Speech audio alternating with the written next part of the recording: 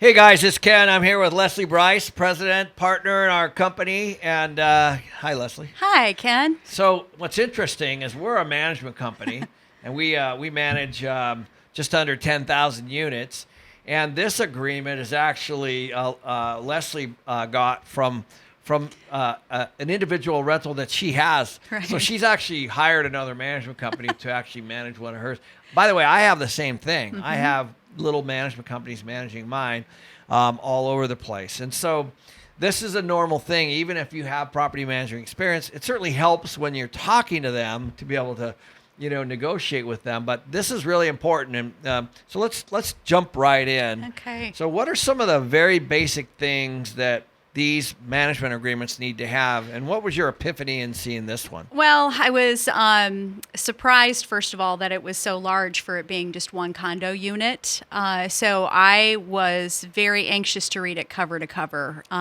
It should have all of the basic things like a term, beginning and ending date, the compensation, and Who pays for what expenses? Exactly. What are they going to get paid for doing whatever activity they have? It's not just paying them a management fees in a lot of cases. So you want to understand where all the hidden fees are located. And a 25-page document, There's a you can lot. imagine it was fun. Well, I was flipping through this. I was like, it's very similar to mine. So let's just talk about this. So in this particular agreement, we're just going to go through it kind of more on a high level. But you have an owner, a broker, and the parties, okay? And then the property, the tenants, the state, the commencement date, the expiration date, the term, the expenses, which we'll get into more, the owner income, the lease form, the lease, and the agreements, the addendums. Those are all part of this agreement, right?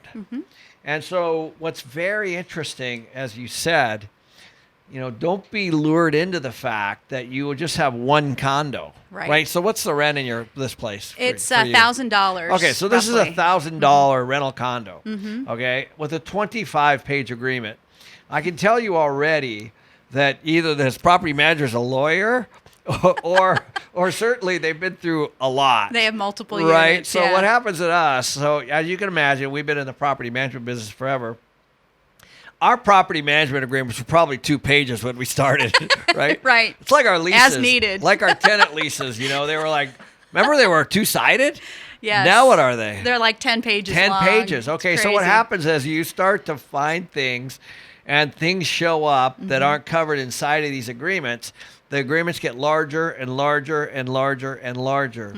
And a lot of times, too, the Department of Real Estate dictates a lot of what That's a has good to point. go in there. Why don't you talk about that? Because So that's different from state to state. every state has its own set of rules. So, They're called landlord-tenant laws. well, actually, this is real estate law. estate Landlord-tenant law. law would be for the lease, but the real estate law is very specific in every state. So, in Nevada, for example, in order to manage a property, the property manager has to have a certificate to operate, and they have to have certain language in their property management agreement that doesn't allow it to auto renew. They have to renew it every year. So there's certain language that you can find just by that's going a good one. real estate. Because think about this. Like, I don't know about you guys, but like, I just had an app on my Apple phone, auto renew, and I was like, oh, no, look, I had it on auto, and it charged me. And, I was And you're like, in for another 10 Yeah, I years. was like, okay. So what they've done is they've decided that these agreements cannot auto renew, which is a massive issue, okay? Because that means that you can't set it and forget it. Right. know- And they oftentimes renegotiate every year. Right. as So well. very, very good point there. But there's a number of things inside the state laws, and I guess your place is in Nevada, this particular one. And so it's state to state, it can be very different. Absolutely. Yeah, and you're right. There is a big difference between landlord-tenant law and real estate law. Right. Right. So the real estate law, just to clarify, oversees the broker, the real estate agents, the licensing, The transactions, the yep. transactions, those kinds of things. The landlord-tenant law basically gives the landlord and the tenant their rights, mostly tenant rights. Mostly tenant rights. That says, okay, if a landlord doesn't do this, you could do this. I have to have my security deposit back within a certain period of time. So they're very different, right? And they're very different from state to state, Absolutely. right? Okay, but let's jump right into the fee stuff here, because this was the most important thing. Obviously, a lot of times you go right to, what is it going to cost me to rent this place? But also, there's these ancillary fees that jump up. And without throwing this management company under the bus, let's talk about these fees. Let's walk through them. Well, okay, so The first one was a setup fee. the setup fee to if you're hiring a new management company, you may encounter a fee somewhere in the vicinity of $100 just for them to set you up in their property management system and to get you going. So put this in mind. They haven't done anything yet, but they're charging you $100 one-time charge if the owner signs a property management addendum and the tenant placement addendum. $199 one time if the owner only signs a property management addendum. So basically, if they don't find a tenant, it's $200. If they do, it's $100. Right. Right. Right. So they're building. It's pretty interesting because they're building extra fees in there. Fee number one. If they find Yeah. a tenant, it's going to be more. Okay. So the next one is a unit fee. Mm-hmm. Unit fee. Not quite sure what that one was. Yeah, we're not sure what that is, but it's $99 per unit per month. Okay, so so the setup fee is $100. The unit fee is $100 per month. The lease renewal fee is $350 per lease. So they didn't find that resident. That resident's living there, but they Let's do that. Let's say you own this. Well, you actually own this. I do. And the tenant was already in there, and you've changed management companies. Right. So now they've charged you $100 to set you up, $100 a month, and if you're at the end of the lease, they're now getting another $350 Right. from you, even though they might not even have found the tenant. They didn't. So Yeah, so here you go. So you're already, by the way, $350 or $550 in the hole.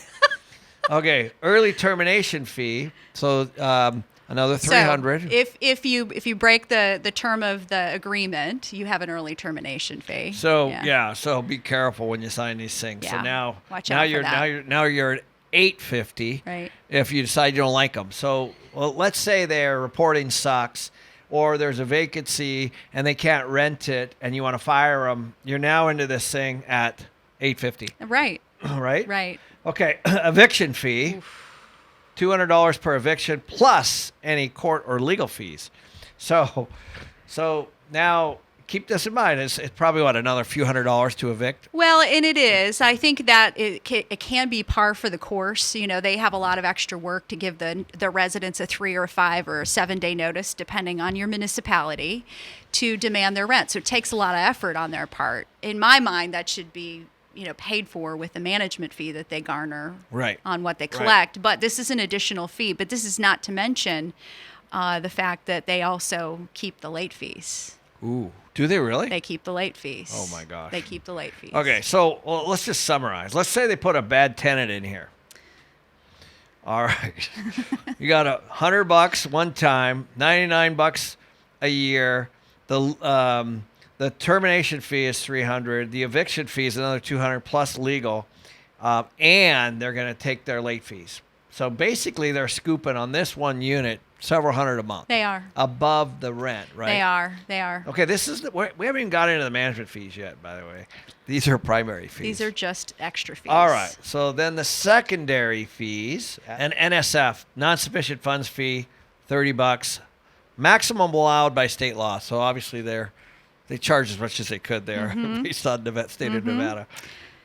$5 per check. Yeah. If owner income dispersed via paper check. Okay. City or property inspection fee. So this is twice.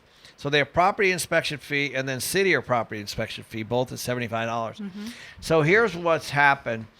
There are cities that are now saying there's an annual inspection required. Right, and the inspectors come around and they inspect these places, right? And they'll tell you if you have any deficiencies. Right. It's a requirement by the city, but it's at the landlord's expense. Right, and so if you don't know that this exists in your city before you buy, you should check because this can be expensive. It's a big deal. You get different inspectors coming in, looking at different things, requiring different things. But the other one is just a property inspection fee. So if the property manager just goes out there, they apparently ding you $75. Right. So why wouldn't you? I'd go every day.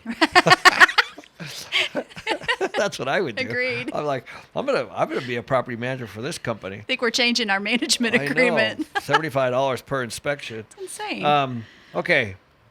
Interest rate, 8% per annum on outstanding amount owed. So, okay, so let's say your place is vacant and, They do turn work and yeah, clean they the do carpet turn work. and paint. They're now dinging you at 8%.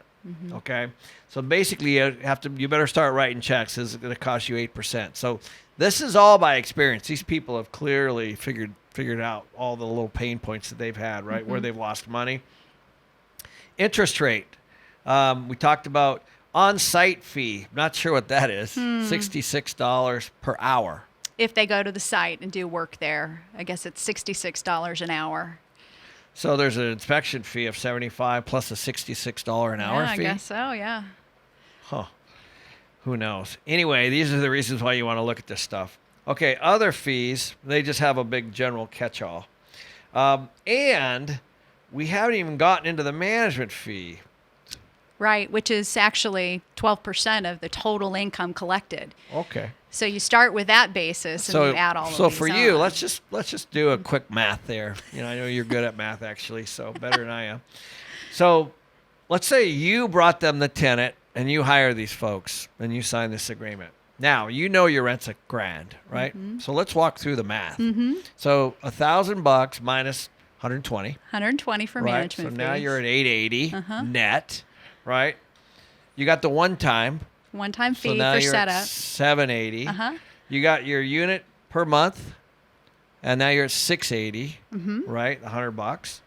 And that's if nothing happens. And then if they go inspect it, you've got $75 to $66 an hour. Right. So you're already at what, 680 ish? Okay, that's before anything else. If nothing goes wrong. The chances of your mortgage plus your HOA plus your property taxes plus your insurance to cover that 680 are what? Yeah, more than. So you're more than what writing you're writing a check here. More than what I would cash flow if this was Right? the final agreement. Right, because the $1,000 is rent. Exactly. But your mortgage is $750. Okay, so your mortgage is $750. Your HOA is what? $250. Okay, so now that's $1,000 plus your insurance is $100 plus your property taxes, which is right, more whatever it is. Okay, so you're probably under this agreement. You're writing a check of $400 or $500 a month. Yeah. Right. If I use this agreement, yes. Okay, this is the important part, guys. You can find other management companies that don't do this, right? Like I actually have one in Vegas. I'll give you his name afterwards. I think it might help you. Actually, you can negotiate too. You can negotiate. That's what I was able to do. But also, which is what I did. I flew up there, met with this guy. I gave him 6 properties, and I cut a really flat deal with them, and it's been great. Right. And he reports to me. He sends me weekly reports. He sends me monthly reports. And more importantly, checks. Right. So those are just the fees. Let's get into repairs. Oh, also, you have to hold a $400 reserve. Okay. That basically means that they've got $400 on high ground. So now your 680 is at 280. By the way, that's just signing this thing up. This is your tenant. Right? Exactly. Whew. Yeah. Okay. If owner pre-approves repairs to a non-exceeding amount equal to $400, the owner may agree to a higher pre-approval amount, provided the amount is blank. So they can hold more if you want them to. Wow. Why would you? Wow. Okay. Yeah. Now, let's get into tenant placement or tenant procurement. All right, this is another one. So if they sign a lease of 17 months or less, it's 1 month's rent. If they sign a lease of 18 to 35 months, it's 1.5. Month and a half, yeah. And if they sign a lease of 36 months or more, it's 2 months rent. Well, first of all, I sure as hell hope you guys don't sign a lease for 3 years. Agree. That's the dumbest thing you could ever do. What you want is you want no more than a 1-year lease. We don't do one more. We have 10,000 tenants. None of them are on more than 1 year. No. A lot of times we right. shoot for 6 months. Yes. We want the ability to be able to raise the rent. You want to be able to go $25, $35 increases, right? So not only would it be, if they sign a 36-month lease, they take all those fees, number one, but then they lock you in at rent, unless there's rent bumps inside of the lease term, which could be. There could be, yeah. But they're taking 2 months rent. So in your case, they would get $2,000, potentially lock you in flat for 3 years. Right. Which is not a good deal. And then guess what? If the tenant skips out, they charge you for all that as well. Right. There's a $350 lease renewal, a $350 lease agreement fee, and a $300 early termination fee. So they just kill you all the way around. So it's expensive.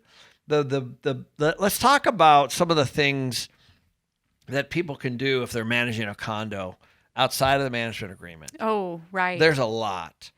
There's a lot you guys can do to save a little bit of money here. And that's one saving grace. Having vendors on my own, I'm able to do maintenance for them through a third party and skip all of this. This is not the final management company that I went with, needless to say, but it is one that I looked at. And so with these kinds of fees, they start to stack up. You don't really realize. The key is having some really good contacts in your area. And if you have the ability to do some of that work and communicate directly with your resident, I think that's really important. I know my resident by first name. We call each other from time to time. It's important. Well, that's nice. Yeah. Oh, isn't it nice? I know. But here's the thing. Like, if you guys, the way the law works is if a tenant is moving out, they are required by the state law, whatever it is, to give you notice. And typically it's 30 days. I've seen 45. I've seen 60. But really, we'll just say 30. For argument's purposes today. So if you're communicating with your tenant like you are, you're going to know, hey, I'm buying a house, or I'm doing this, or I'm doing that, or, I need this done, or whatever. And there's just flow. Well, if you know they're moving out, you can advertise it. You can stick it on Craigslist. You can stick it on Zillow, on Realtor.com. There's actually realtors that will actually help you lease, place tenants. Now it does cost, but it's a lot less than this. Or even locators. Locators charge the landlord, but it's a fraction of the cost. That's a good point. So the way a locator works is, let's say this is in Las Vegas. Let's say you're moving to Las Vegas and you don't know where to live or anything like that. You'll use a locator and they help you vet out all these different properties, and then you pay them a fee. The landlord pays them a fee, right? So, which is usually about half month's rent. There's a lot of ways that you can find tenants. Now, if you're owning something out of state, it's going to be a lot harder for you. You're not going to be able to fly out there and have things checked on all the time. My recommendation to you is that you need to find somebody in that market that you can trust, a maintenance person, a realtor, somebody who you're promising the listing down the road, perhaps, if you're going to sell it, and make sure that you have boots on the ground in a market. That's what I do, right? I prefer not to buy somewhere I'm not going to be. Yeah. These fees jump up at you. Yeah, you really have to watch for that. Another really crazy hidden fee that I recognize in there is them marking up the maintenance expenses. They don't have their own staff, so they use a third party to do that. And any savings that they get relative to what that market cost is, let's say we're replacing a hot water heater, and market cost is, say, $700. If they put it in for $500, they charge me $700 and keep the $200. Wow. Unbelievable. So it's like not only a double dip, it's like a triple dip, because they're the vendor's giving them a kickback as well. Jeez. Yeah. What's going on these late fees? Well, in late fees, you got to understand who gets to collect them. I mean, if my resident is late, it puts me at risk at paying my debt service late. Yeah, you can't pay your mortgage. I can't pay my mortgage unless I come out of pocket, and I want this asset to stand on its own 2 feet. Well, if they're keeping the late fees, who's going to pay the late fees to the lender? If I would pay it late. Not that I would, but that's the reality. Well, so just know that these agreements, once you sign them, reality sets in, and you getting out could cost you a lot of money, and it could be the difference not only of you cash flowing or not, but having a really good experience of actually even ownership. Right? I mean, because what's happening is you're calculating it, and then you're signing this agreement, and you're writing checks instead of getting checks. And it's a massive difference. And so, unfortunately, in this particular case, this experience, this property management agreement could actually put a negative spin on your entire real estate investing idea and the cash flow for the long term, because at the end of the day, you want to have a property that cash flows, and you want to own enough of these to where you can become financially free. That's the whole point. And if you jump into an agreement like this, it's just not going to happen. Agree. So Yeah. thank you, Leslie. Thank you, awesome. Ken.